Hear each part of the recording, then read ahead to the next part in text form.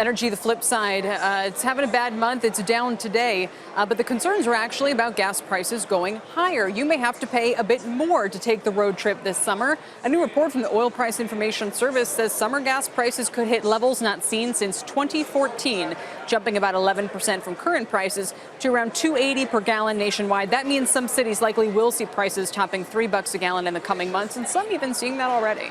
What impact will rising pump prices have on the economy and consumer spending? Let's bring in CNBC's senior economics reporter Steve Liesman and senior markets commentator Mike Santoli. Mike, before we get to the impact on the economy, just quickly explain for us why these prices are spiking in light of such a terrible month for crude prices and, as it seems, rising supply. Right, bit of a lag. There's certainly the refining capacity is a piece of that, but I think the key too here is people are projecting ahead to the normal summer driving season. So right now we're in a very low demand period for gasoline demand on a seasonal basis. So I think that the expectation is, because of all these factors and where the refining capacity is and what they can supply to the U.S. markets, it's going to potentially get us up to $3 a gallon toward the summer. And Steve, what's the impact of that these days? I mean, we've seen a lot lately on how higher gas prices are good for the U.S. We were just told that we produced, 10 million barrels a day last month? I mean, there's been a sea change. Is this good for us now, these higher gas prices? It's very complicated now, Kelly. It used to be easy. When we were a country that imported lots of petroleum, it was easy. All the money went, and it went from the consumer or to the consumer, depending on what happened to gas prices. But look, you can see imports are down and down in a big way.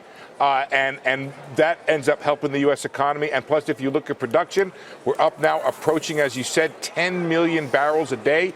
What we saw and what we got wrong, in fact, the Fed even admitted they got this wrong, was that the last gas price slump we thought was going to be additive to the economy. It wasn't.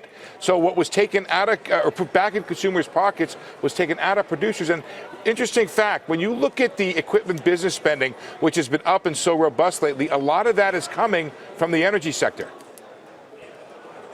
And Mike, let's talk a little bit as well about what this might do in terms of inflation and the kick-on effects of that. As far as the market's concerned, that might be the thing that has the most direct impact, I think, in terms of inflation expectations. Obviously, higher gasoline prices would push up the headline inflation numbers, which are, after all, what the Fed technically keys off of within its inflation target. Of course, Steve can speak to that as well. But I do think that's the sensitivity in the market right now. I don't believe right now everyone is saying, well, if gasoline prices go up to $3 a gallon, which, by the way, they were last at in 2014, and we didn't think that they were a major restraint on economic growth. I don't think they're saying that's one of the key reasons that we have to be worried about the consumer. Average weekly wages since 2014, since gas prices were there, up $65 a week. Wow. And fuel efficiency is up. So it wouldn't be a killer for the economy, but it would definitely be something markets paid attention to with regard to inflation. You also have the tax cuts coming through as well. So you get better wages, better tax cuts. Also, if you look at the volatility in gas prices, consumers, I think by now, are used to this and aren't really relying upon any stability at all in gas prices. So you look at it and it's like, okay, what happens is consumers find ways to do what economists call smooth their spending. They may borrow a little bit more. All that said, it's important to note that the people who are hit hardest by these higher gas prices are always the poor. It's a regressive tax, so to speak. So yeah, you want to try to offset that or make it, it's not necessarily a welcome development. But nowadays, no, and that's what yes, Steve, it's also interesting that's why we had those reports the last couple of weeks about the Trump administration, reportedly the president himself floating the idea of hiking the gas tax to pay for infrastructure. So I guess that goes back to this question of, how much consumer harm are we talking about?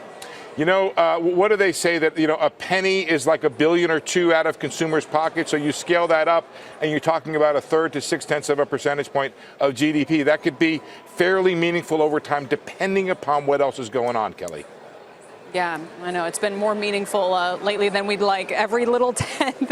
Reminded this, what was the GDP again this morning? 2.5? Yeah. It's also a big element in confidence. We see when gas prices spike, confidence goes down beyond the actual impact on the economy or people's pocketbooks. Mike, quickly before we let you go, a big impact on the markets today has been crude prices, which of course falling as opposed to potentially rising like gas prices this summer. Yeah, hitting the energy sector, of course, directly, but also it seems to be a drag on industrials as well. And just as a general kind of dollar firming up, that should a reverse of the trade that was working so well in terms of high liquidity and seeking cyclical growth. Hey there, thanks for checking out CNBC on YouTube. Be sure to subscribe to stay up to date on all of the day's biggest stories. You can also click on any of the videos around me to watch the latest from CNBC. Thanks for watching.